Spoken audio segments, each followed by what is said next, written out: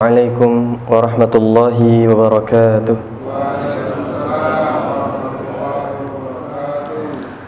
Alhamdulillah, alhamdulillahi wassalatu wassalamu ala rasulillah wa ala alihi wa ashabihi wa mawalah. Allahumma salli wa sallim wa barik ala nabiyyina Muhammadin wa ala alihi wa sahbihi ajma'in. فقد قال الله تعالى في كتابه الكريم: أعوذ بالله من الشيطان الرجيم.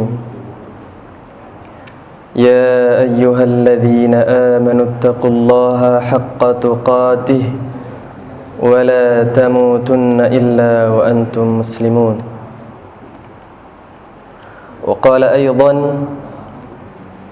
وَلَقَدْ آتَيْنَا لُقْمَانَ الْحِكْمَةَ أَنِ اشْكُرْ لِلَّهِ وَمَنْ يَشْكُرْ فَإِنَّمَا يَشْكُرُ لِنَفْسِهِ وَمَنْ كَفَرَ فَإِنَّ اللَّهَ غَنِيٌّ حَمِيدٌ.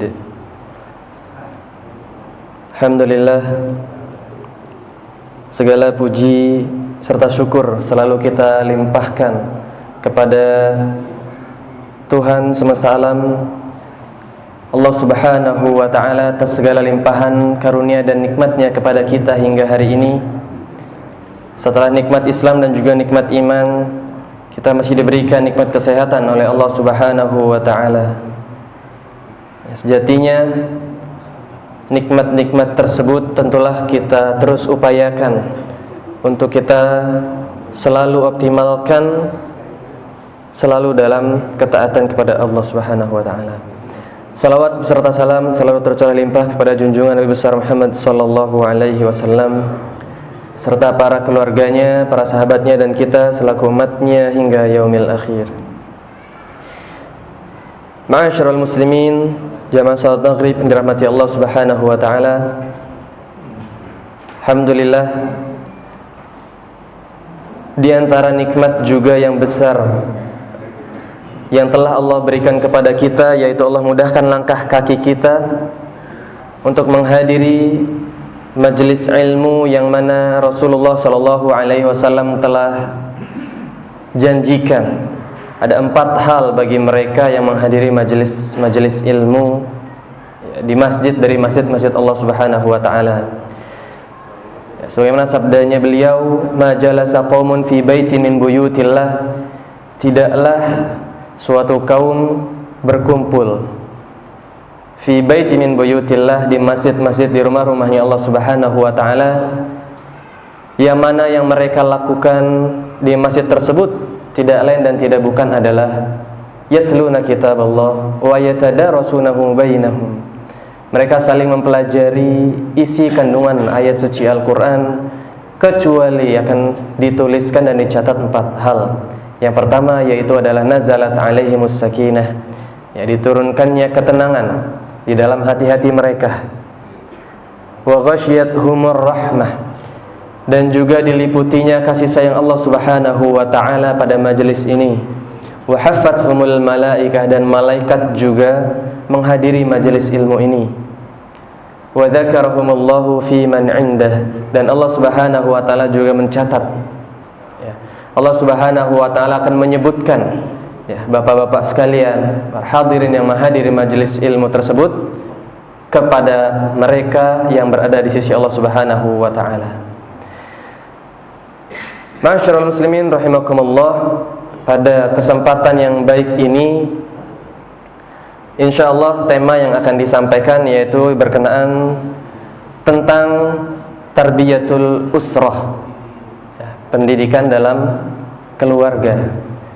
Ya, wabil khusus, ya, judul yang coba diangkat pada kesempatan kali ini yaitu adalah kita mentadabburi dan mengambil ibrah daripada pelajaran Luqman, tarbiyah Luqman kepada anak-anaknya. Pernah dengar, Pak? Atau sudah pernah dikaji barangkali Luqman? Belum ya? Ya. Atau barangkali yang sudah khatam berkali-kali ini dalam tilawahnya gitu ya. Ada surah Luqman. Siapa sebenarnya Luqman itu? Apakah dia adalah seorang nabi ataukah dia hanya orang soleh biasa, atau mungkin dia adalah seorang rasul juga. Nah, Bapak sekalian dirahmati Allah Subhanahu wa taala, Luqman, ya, ini saya coba angkat, ya, kita coba merujuk kepada kitab Al-Mustafad min Qisasil Quran Dr. Abdul Karim Zaidan, ketika beliau mengawali pembahasan ini dengan sebuah pertanyaan, hal kana Luqmanu nabiyyan, apakah Luqman itu adalah seorang nabi? Yang mana kenapa sampai muncul pertanyaan seperti itu? Karena namanya dia ini diabadikan di dalam Al-Quran. Ya, sebagaimana tadi sudah disebutkan dalam ayat yang telah disampaikan, walaqad ataina Luqmanal hikmah, dan sungguh kami telah berikan Luqman itu hikmah, anishkur lillah, ya, yaitu untuk dia bersyukur kepada Allah Subhanahu wa ta'ala. Ya, maka kemudian para ulama ikhtalafu hal Luqmanu kana nabiyyan aw laysa binabiyyin. Para ulama berselisih pendapat, ya. Ada yang mengatakan bahwa Luqman itu adalah seorang nabi, ya, yang mengatakan ini diantaranya adalah Ikrimah dan juga Imam Asy-Sya'bi diantara kalangan tabi'in. Kemudian ada yang mengatakan juga bahwa Luqman ini adalah orang soleh biasa, ya. Luqman ini bukan seorang nabi, tapi kesolihannya beliau diabadikan di dalam Al-Quran sebagai pelajaran bagi umat-umat yang berikutnya. Wa qala bi salahihi faqat duna nubuwwatihi Mujahid wa ghairuhu. Dan yang mengatakan bahwa Luqman ini bukanlah seorang nabi, melainkan seorang, ya, yang soleh, ya, pada umumnya, diantaranya Imam Mujahid, ya, dan juga jumhur ahli ta'wil, ya, mayoritas ulama mengatakan bahwa Luqman ini adalah orang soleh. Mereka mengatakan bahwa innahu kana waliyan wa lam yakun nabiyyan. Ya, beliau seorang wali, ya, dan juga bukan merupakan seorang nabi. Nah, ma'asyiral muslimin rahimakumullah, setidaknya kita coba malam hari ini mengupas bahwa ada 5 wasiat Luqman yang diberikan kepada anak-anaknya. Kalau kita bicara peran seorang ayah terhadap keluarga, di dalam keluarganya, ya, kira-kira penting atau tidak, Pak, peran seorang ayah? Penting, ya, sangat penting, ya, Pak, ya. Ya, termasuk juga di antara bentuk peran seorang ayah itu adalah bagaimana menahkodai bahtera keluarganya menuju keridhaan Allah Subhanahu wa ta'ala. Sehingga harapannya kita bersama dengan keluarga kita, harapannya adalah dapat masuk surga bersama-sama. Nah, wasiat Luqman pertama yang disampaikan kepada anaknya, ya, yang disebutkan di dalam surah Luqman ayat 13, wa idh qala Luqmanu libnihi wa huwa ya'idhuhu ya bunayya la tusyrik billah inna syirka la zulmun azim. Ya. Wasiat Luqman pertama kepada anaknya yaitu adalah perihal tauhid, perihal larangan untuk berbuat syirik. Kenapa hal ini merupakan wasiat yang begitu penting dan merupakan poin pertama yang disampaikan oleh Luqman kepada anaknya? Karena apabila seseorang selama puluhan tahun sekalipun dia beribadah kepada Allah Subhanahu wa ta'ala, tapi pada satu momen tertentu dia kemudian baik secara sengaja atau tidak sengaja melakukan sebuah kesyirikan, dan kemudian dia diwafatkan oleh Allah Subhanahu wa ta'ala dalam keadaan kesyirikannya tersebut, apakah tersisa amal kebaikannya? Tidak. Nah, maka hal yang penting ini disampaikan sejak awal oleh Luqman kepada anaknya. Tentu, ya, zaman sekarang pasti berbeda, Pak, ya, dengan cara mendidik, ya, kita sebagaimana zaman-zaman sebelumnya. Maka kemudian hal inilah yang coba kita sesuaikan ya dengan anak-anak kita, ya. Sehingga apa yang coba untuk kita sampaikan kepada keluarga kita, wabil khusus anak-anak kita, dapat diterima dengan baik. Tentu dengan pengemasan ya, yang menyesuaikan dengan kondisi anak kita masing-masing.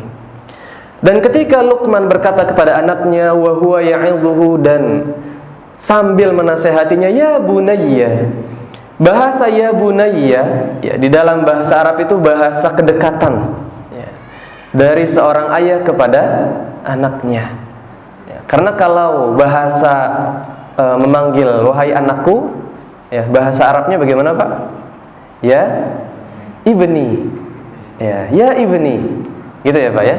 Tapi kalau bahasanya sudah ya bunayya, wahai anakku yang tersayang, gitu ya.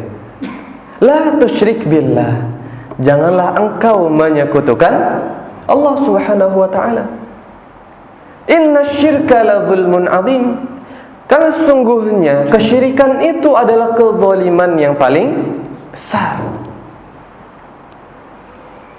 Kenapa bisa dikatakan demikian? Sebab ketika seseorang menyekutukan Allah Subhanahu wa taala, maka ia telah menempatkan sesuatu yang tidak pada tempatnya ya, yaitu dalam hal ini menyekutukan Allah Subhanahu wa taala, yang mana notabene-nya Allah Subhanahu wa taala adalah Rabb semesta alam.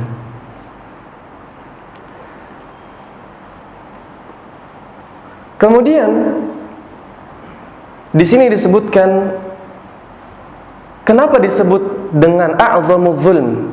Ya, kesyirikan itu adalah bentuk kezaliman yang paling besar. Li'anna taswiyata baina man la ni'mata illa hiya minhu wa huwa Allah, wa baina man la ni'mata minhu albattah la yutasawwar an takuna minhu zulmun la yuktanahu 'idhamuhu. Karena ketika seseorang ya, menyetarakan antara Allah Subhanahu wa taala, yang mana darinya lah kita mendapatkan berbagai macam kenikmatan, menyekutukannya dengan sesuatu yang tidak dapat memberikan manfaat apapun kepada hidup kita, maka itu adalah sebuah kezaliman yang tidak tergambarkan lagi. Nah, itu adalah poin yang pertama. Kemudian poin yang kedua, yaitu adalah al-wasiyatu bibirril walidain. Wasiat Luqman kepada anaknya agar senantiasa berbakti kepada kedua orang tuanya.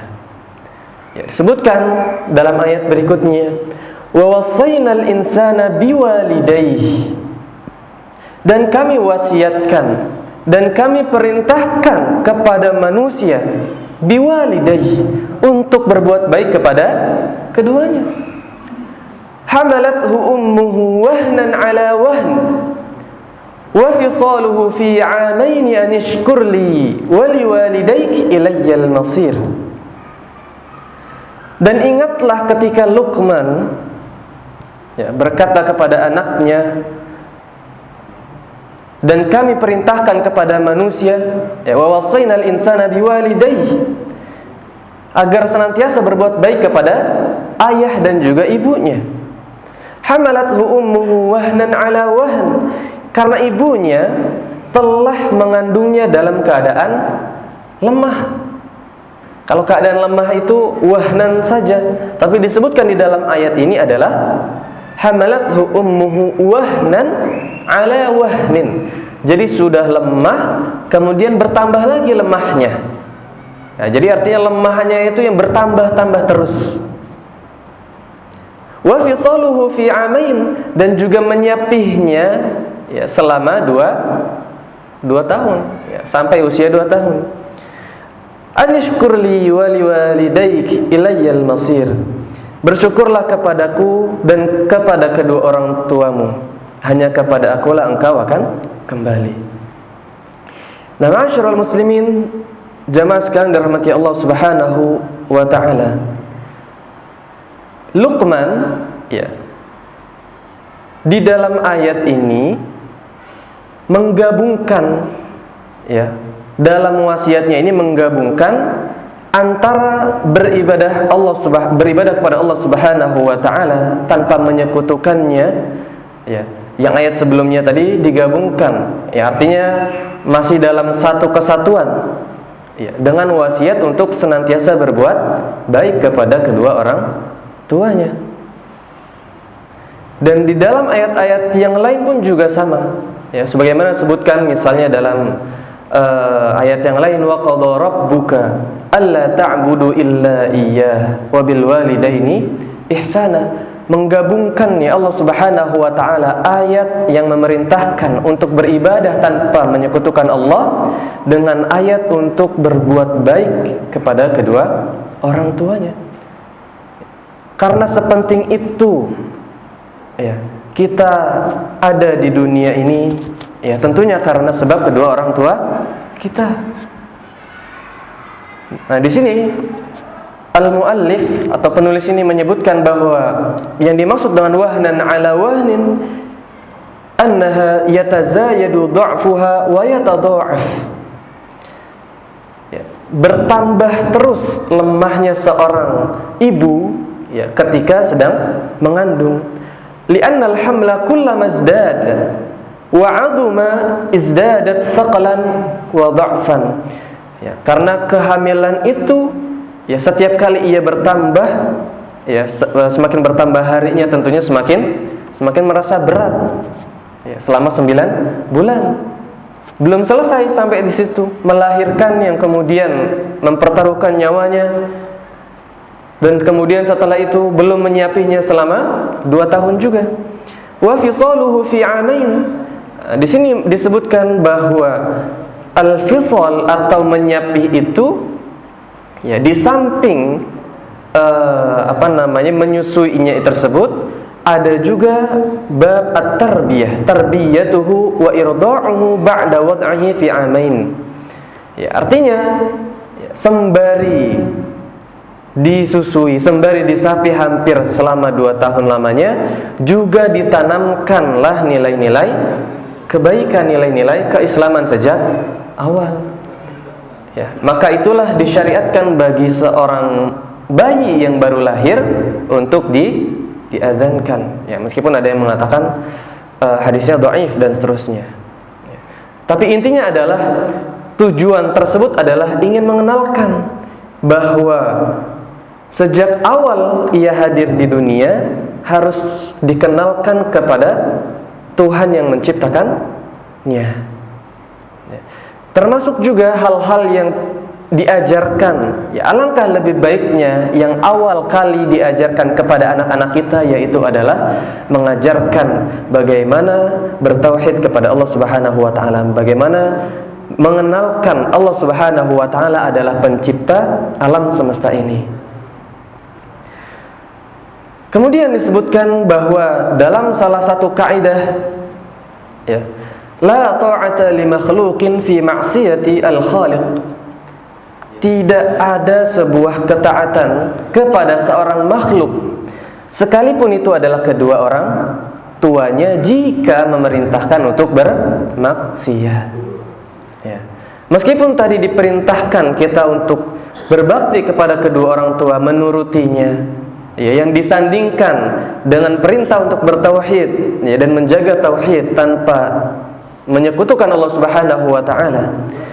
Meskipun sepenting itu, akan tetapi jika kedua orang tua memerintahkan, ya, anaknya kepada sebuah kemaksiatan, maka di situ hukumnya adalah haram bagi seorang anak itu untuk mengikutinya.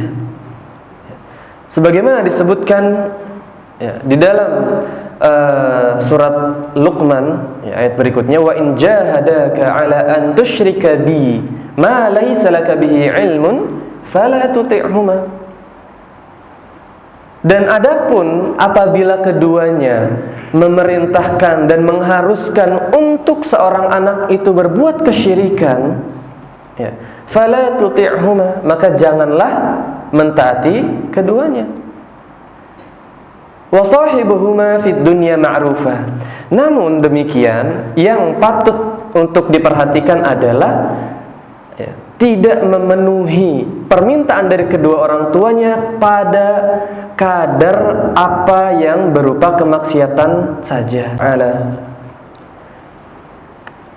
Kemudian poin yang berikutnya, yang ketiga, yaitu adalah ketika Luqman juga mewasiatkan kepada anaknya, ya bunayya innaha in taku mithqala habbatin min khardalin fatakun fi sakhratin aw fis samawati aw fil ard ya'ti biha Allah innallaha latifun khabir.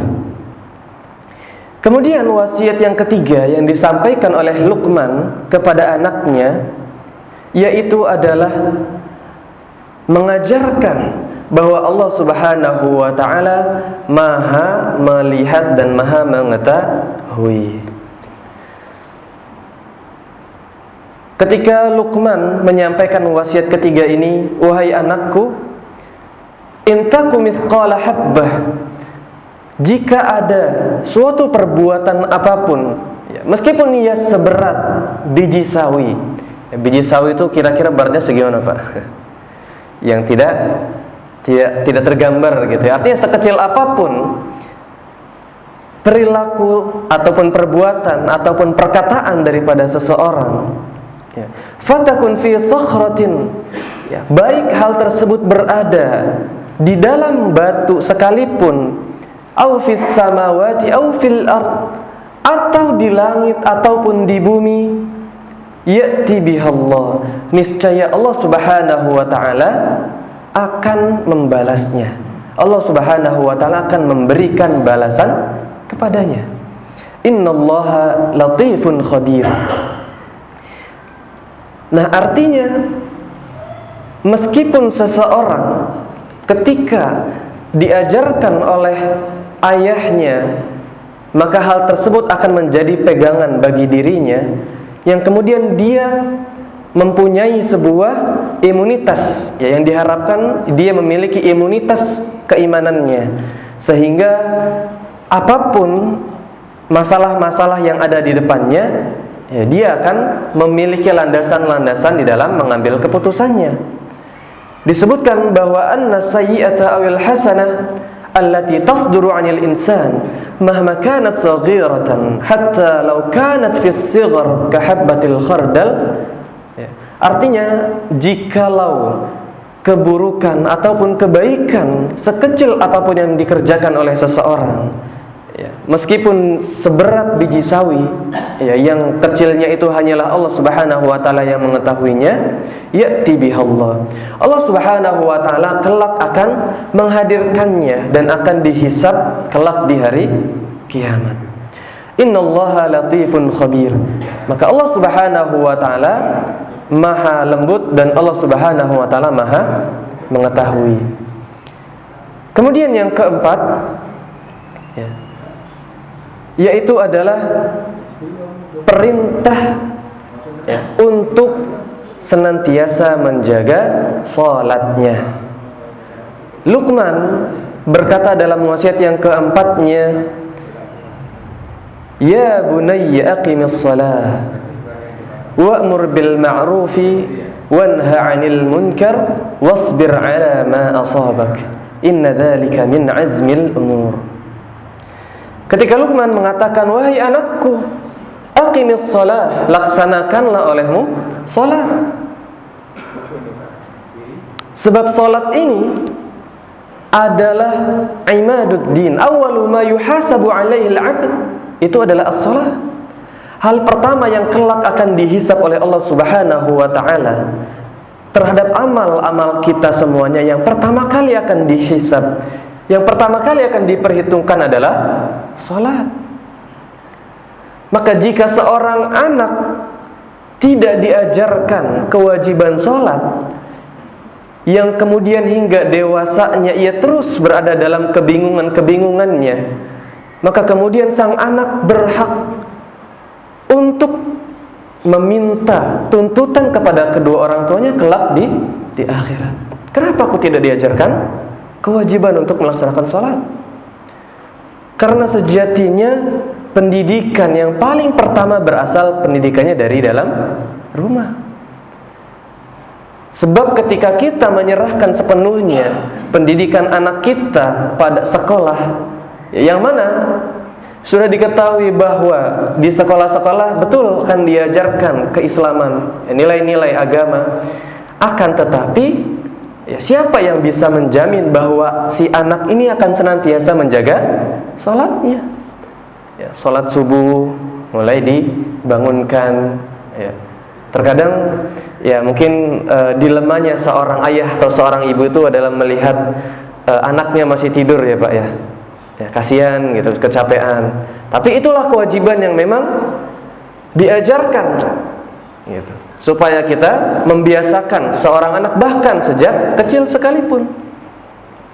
Maka Rasulullah SAW pernah menyebutkan dalam salah satu hadisnya, muru auladakum bis-salati wa hum abna'u sab'in. Uniknya di hadis ini adalah disebutkan, perintahkanlah anak-anak kalian untuk melaksanakan sholat. Padahal usianya wahum abna'u sab'in. Berapa tahun Pak? 7 tahun. Sab'in. Kemudian belum selesai hadisnya, wadribuhum 'alaiha wahum abna'u 'ashrin. Dan hukumlah, bahasanya itu adalah wadribuhum, pukullah, tapi tentunya pukulnya bukan pukul yang menyakiti. Pukulannya, menghukumnya adalah hukuman yang memberikan pelajaran, supaya anak ini dia merasakan sesuatu jika dia meninggalkan kewajibannya. Nah, ini penting. Apalagi kalau misalkan seorang anak sudah tumbuh dewasa, remaja, dewasa, kemudian kuliah. Terkadang biasanya kalau kuliah itu kan jauh-jauh ya Pak. Ada yang sampai ke Jawa, ada yang bahkan ke Sumatera, ada yang bahkan mungkin ke luar negeri juga. Yang mana apalagi lingkungannya kalau di luar negeri, terutama di Eropa katakanlah, yang minoritas umat Islam masih minoritas di sana. Nah, jika tidak dibekali dengan nilai-nilai keislaman sejak dini, yang kemudian dengan alasan bagi seorang ayah nantilah ketika anaknya sudah tumbuh besar barulah diajarkan, khawatirnya tidak sampai ke dalam hatinya seorang anak dan tidak terbiasa atas hal tersebut. Nah, maka di sini disebutkan wa'mur bil ma'rufi wanha 'anil munkar, biqadri taqatika wa juhdika, sesuai dengan batas kemampuannya. Wasbir 'ala ma asabaka, dan bersabarlah atas apa yang menimpamu. Termasuk juga para hadirin sekalian dirahmati Allah Subhanahu wa taala, tugas seorang ayah, tugas kita semuanya ketika kita memerintahkan seorang anak untuk melaksanakan sholat, setidaknya adalah sholat-sholat wajib yang telah Allah Subhanahu wa taala tetapkan, kita pun ternyata juga diperintahkan atau kita diberikan tuntunan untuk bersabar di dalam mendidik mereka, di dalam mendidik anak-anak kita. Wa'mur ahlaka bis-sholati wastabir 'alaiha, dan perintahkanlah keluargamu itu untuk melaksanakan sholat. Apakah cukup sampai situ? Belum. Ayatnya masih ada lanjutannya, wastabir 'alaiha, dan bersabarlah dalam memerintahkan keluarga untuk melaksanakan sholat.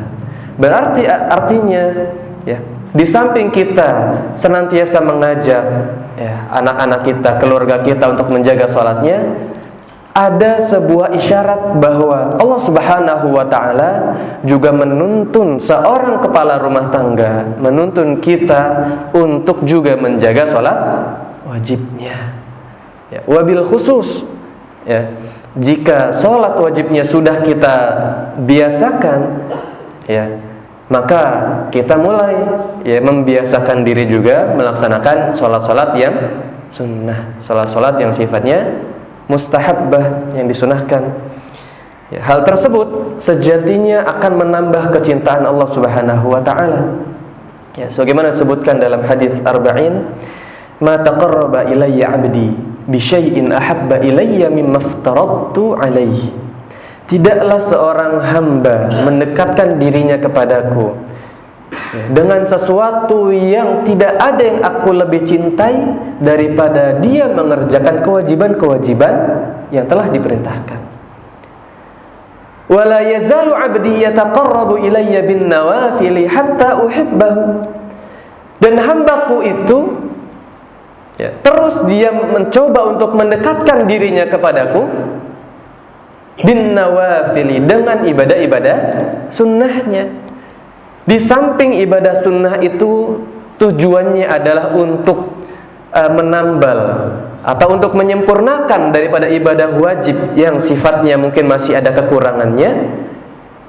Di sisi yang lain, ternyata ketika kita berusaha untuk menjaga ibadah-ibadah yang sunnah sekalipun, ternyata dapat mendatangkan kecintaan Allah Subhanahu wa ta'ala. Hatta uhibbahu, sampai aku mencintainya, sampai aku mencintai hambaku tersebut. Sementara di hadis yang lain juga disebutkan keutamaan jika seseorang telah dicintai oleh Allah Subhanahu wa ta'ala, maka dia akan dicintai oleh malaikat Jibril.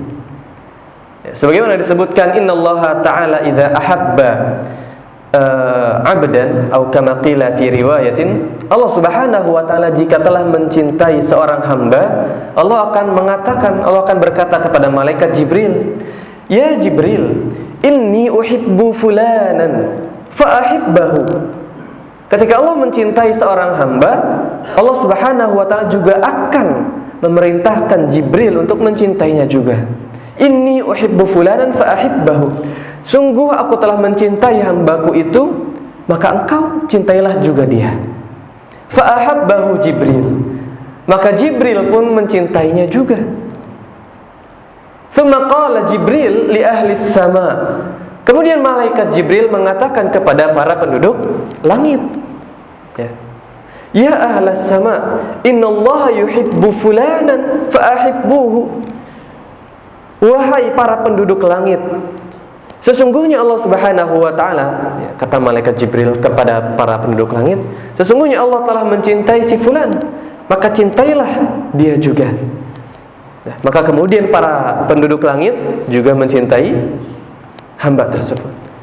Kemudian apa akhirnya? Tsumma yudha'u lahu al-qabulu fil ardh. Kemudian keuntungannya juga bagi dia yang telah dicintai oleh Allah Subhanahu wa ta'ala dan dicintai bahkan oleh penduduk langit juga. Yudha'u lahu al-qabul fil ardh. Maka kemudian dia akan diberikan penerimaan dirinya yang baik di dalam masyarakatnya, di dalam lingkungannya. Artinya dia akan dimudahkan di dalam segala urusannya. Nah, itu berawal dari tadi kewajiban-kewajiban yang selalu dipupuk sejak kecil untuk dibiasakan dilaksanakan. Kemudian yang kelima, ma'asyiral muslimin rahimakumullah, poin yang menjadi wasiat dari Luqman kepada anaknya yaitu adalah an-nahyu 'anil kibri. Larangan untuk berlaku sombong, larangan untuk berlaku angkuh. Hal itu disebutkan di dalam ayat berikutnya. Wala tusa'ir khaddaka lin-nas wala tamshi fil ardi maraha innallaha la yuhibbu kulla mukhtalin fakhur. Dan janganlah kamu memalingkan wajah dari manusia karena merasa sombong. Wala tusa'ir khaddaka lin-nas, janganlah dalam disebutkan bahwa makna daripada tusa'ir khaddaka lin-nas ini konteksnya adalah la tu'rid biwajhika anhum idza kallamtahum aw kallamuka ihtiqaran minka lahum. Janganlah engkau memalingkan wajahmu kepada orang yang sedang engkau ajak bicara dengannya. Baik engkau yang sedang berbicara atau mereka sedang berbicara kepadamu, dan engkau memalingkan wajahmu ihtiqaran, menganggap orang tersebut, menganggap lawan bicaranya sebagai orang yang lebih hina, orang yang lebih tidak mulia, dengan penganggapan-penganggapan yang seperti itu.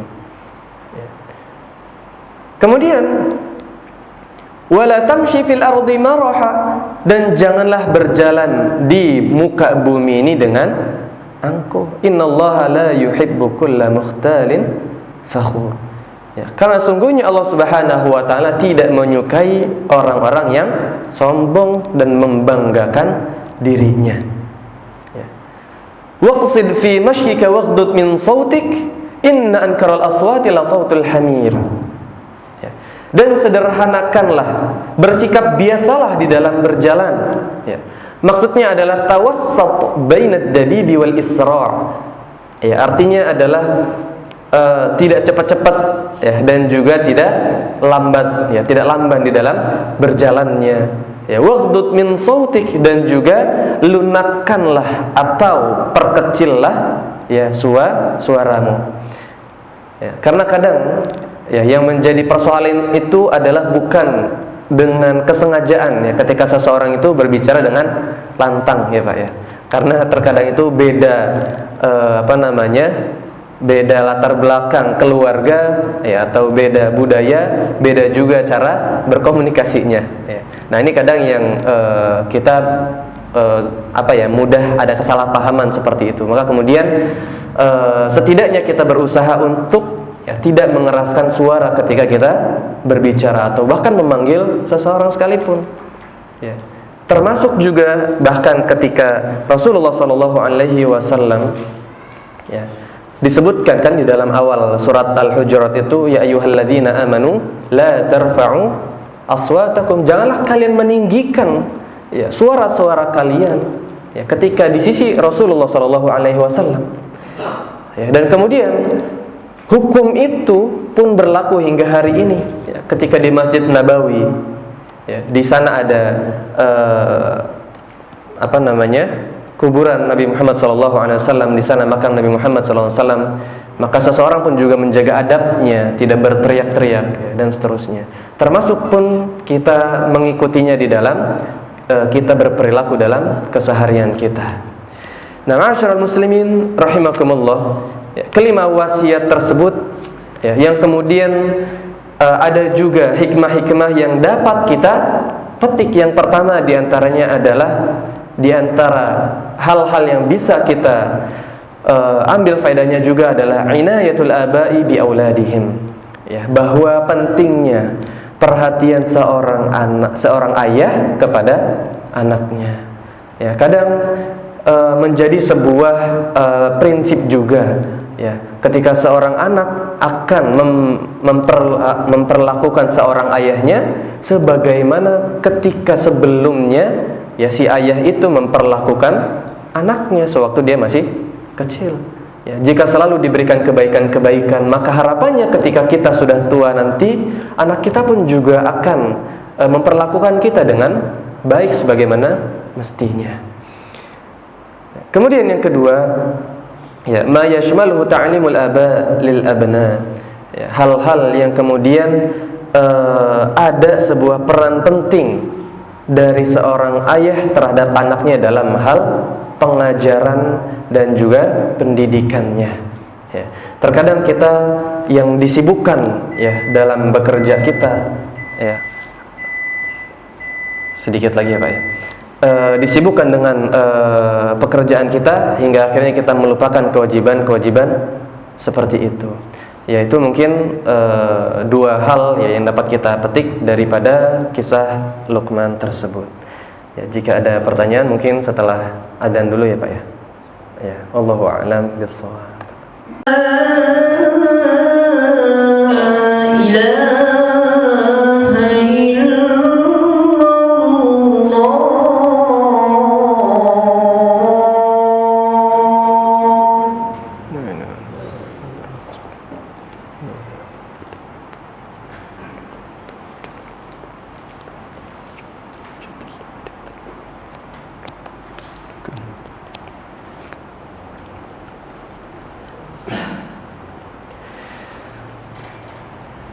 Ya, baik.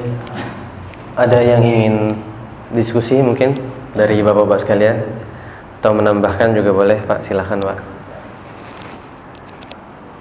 Ada Pak? Ah ya, silakan Pak. Di ayat terakhir itu Allah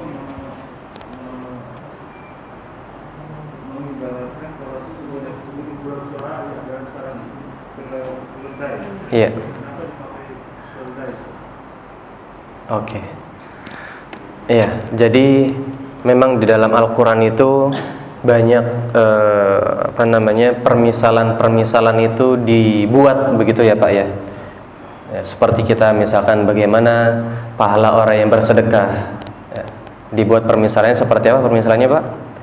Seperti mendapatkan atau balasannya seperti apa? Mendapatkan 700 kali lipat lah ya.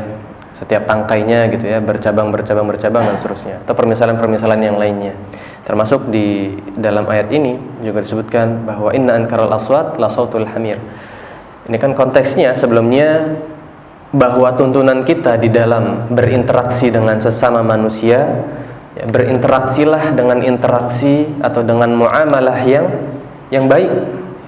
Karena ketika seseorang meninggikan suaranya itu sangat berpotensi untuk menimbulkan Untuk menimbulkan permusuhan ya Pak ya. Biasanya kan seperti itu ya. Nah, maka ketika seseorang meninggikan suaranya dan dia terbiasa dengan hal tersebut, maka tidak ada ubahnya ia seperti seorang keledai begitu ya. Inna ankaral aswat la sautul hamir. Sementara suara yang paling buruk yaitu adalah suara keledai. Kenapa suara keledai itu yang paling buruk? Karena suara keledai itu Pak, kalau dia berteriak, itu teriakannya tuh bikin pekak telinga gitu ya. Pekak itu apa ya? Bikin telinga itu nggak enak gitu ya. Karena suara itu suara-suara yang beda lah kalau seperti suara-suara hewan yang lainnya gitu ya. Karena sapi kan berbeda. Ya. Nah, kalau keledai ini dia ketika dia bersuara dan dia teriak, suaranya tuh bikin telinga kita terganggu ya, istilahnya kayak ada orang yang sumbeng gitu ya, kemudian dia nyanyi kemudian seterusnya. Nah, artinya adalah bahwa suara yang buruk ini ya diibaratkan seperti suaranya keledai ya, jika seseorang itu meninggikan suaranya ya, jika dia tidak melaksanakan ya seperti apa yang telah diarahkan di dalam ayat ini, waghdud min sautik, maka lunakkanlah atau pelankanlah suaranya. Bukan artinya pelan itu adalah pelan jadi sampai nggak kedengeran, itu nggak juga gitu. Artinya yang proporsional lah ya, menyesuaikan ya. Apalagi kalau misalkan lawan bicara kita adalah seseorang yang barangkali usianya lebih di atas kita ya, maka kan ada berbeda tentunya bagaimana kita bermuamalah dengan usia yang lebih di atas kita dibandingkan dengan yang lebih muda, dengan di bawah kita. Itu mungkin ya Pak, ya Allahu a'lam bishawab. Ada Pak, silakan Pak. Waalaikumsalam.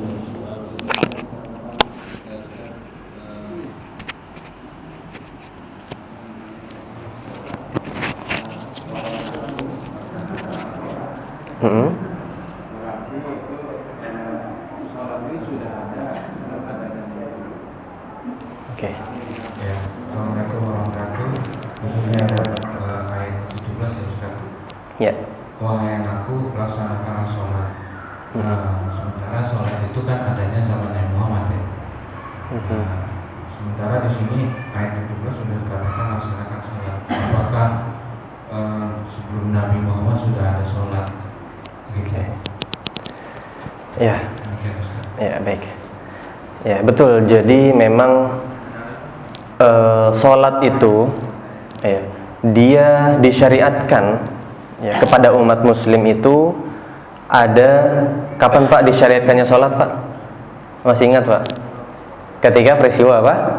Isra Mi'raj, betul. Peristiwa hiburan ya, ketika Rasulullah SAW habis berdakwah ya, kemudian dalam dakwahnya bukan mendapatkan followers tapi malah mendapatkan haters ya Pak ya, bahasa anak-anak ya zaman sekarang itu ya, ditimpukin segala macam. Kemudian Rasulullah akhirnya dibawa ya untuk berjalan ya, pada malam hari, kemudian dimi'rajkan, diangkat ke langit, barulah mendapatkan perintah untuk salat ya. Tapi perintah untuk salat ya seperti itu pun sebenarnya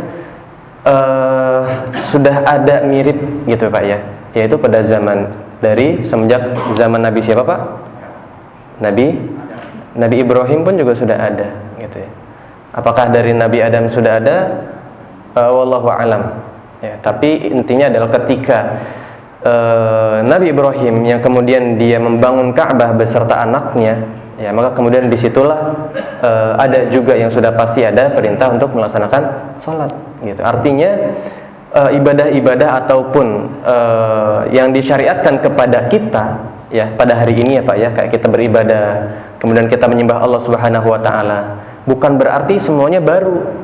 Ya, dari awal ketika Nabi Muhammad SAW diutus menjadi seorang nabi dan rasul, melainkan pada zaman-zaman sebelumnya, kita tarik garis lagi jauh gitu ya, di zaman Nabi Nuh alaihissalam sekalipun, ya apa yang menjadi sebuah misi ketika diutusnya Nabi Nuh alaihissalam kepada kaumnya, ya untuk bertauhid juga kaumnya itu ketika itu, ya yang mana ya ibadah-ibadahnya juga ya sama kurang lebih seperti itu, beribadah untuk menyembah Allah Subhanahu Wa Taala, larangan berbuat kesyirikan, ya. Tapi hal-hal yang seperti itu kemudian ditolak mentah-mentah oleh kaumnya, ya yang kemudian kita kenal gitu ya dengan peristiwa banjir bandang, ya dan seterusnya di setiap zaman nabinya itu berbeda-beda. Begitu Pak ya. Wallahu a'lam bishawab. Semoga terjawab. Cukup Pak. Cukup waktunya, tinggal 2 menit ya. Semoga cukup insyaallah.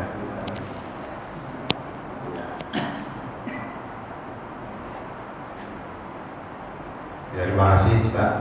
Ya, Pak. Yang mau saya tanyakan, mendidik anak, kan kita surat itu kan mendidik anak itu, baik anak-anak. Orang tua dan didik terus sampai akhir, dari mulai 7 tahun balik ketika 13 tahun 14 tahun dia masih begitu mulai tingkat dewasa, kalau lagi SMA gitu. Nah, mereka sudah mulai sholatnya yang tadinya rajin, mulai goyang agak dididik tetap udah. Yang mau saya tanyakan di sini kan anak perempuan itu setelah dia nikah ya, selesai orangnya. Yang mau saya tanyakan batas didik anak sebagai orang tua supaya tidak kena dosa dari anak itu sampai usia berapa? Itu. Masya Allah. Pertanyaannya berat ini Pak. Bahkan anak saya sendiri juga belum sampai di usianya. Ya, tentu mungkin bapak-bapak pengalamannya lebih banyak dibandingkan saya, tapi yang perlu kita yakini dan perlu kita kemudian optimalkan bahwa 2 hal sebenarnya ya Pak ya. Yang pertama yang kita optimalkan itu adalah dalam doa-doa kita Pak ya. Tentu kita selalu mendoakan, di samping kita juga mengajarkan, membimbing, mengingatkan dan seterusnya. Nah kemudian yang satu lagi yaitu adalah kita menjadi qudwah bagi keluarga kita ya, karena anak itu semakin dari awal dia melihat ayahnya menjaga sholatnya, itu yang akan tertanam semakin mendasar gitu ya di dalam hatinya dia. Adapun batasan sehingga ayah lepas tanggungannya adalah kapan? Ketika memang seorang ayah telah melaksanakan kewajibannya tadi, wa'mur ahlaka bis sholati wastabir 'alaiha. Jadi tidak disebutkan sampai usia berapa, pada usia berapa ya. Yang terpenting adalah bagaimana ketika seorang ayah ya senantiasa berupaya dan mencoba berikhtiar supaya anaknya itu senantiasa menjaga sholat 5 waktunya. Begitu Pak, semoga bisa menjawab. Sudah terjawab Pak. Wallahu a'lam bishawab. Ya. Cukup ya. Kita tutup dengan hamdalah dan doa kafaratul majlis. Alhamdulillahirabbil alamin. Subhanakallahumma wa bihamdika asyhadu an la ilaha illa anta astaghfiruka. Hadanallahu wa iyyakum ajma'in wa lafa minkum. Semoga ada faedahnya dan manfaat yang kita dapatkan. Wabillahi taufiq wal hidayah. Assalamualaikum warahmatullahi wabarakatuh.